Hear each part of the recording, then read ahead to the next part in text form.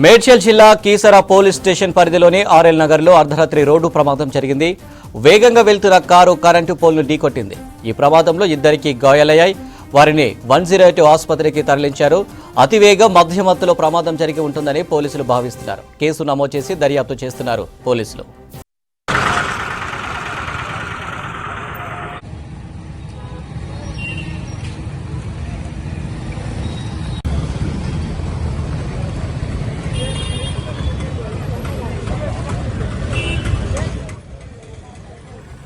మేడ్చల్ జిల్లా Keesara police station పరిధిలోని RL నగర్లో అర్ధరాత్రి రోడ్డు ప్రమాదం జరిగింది.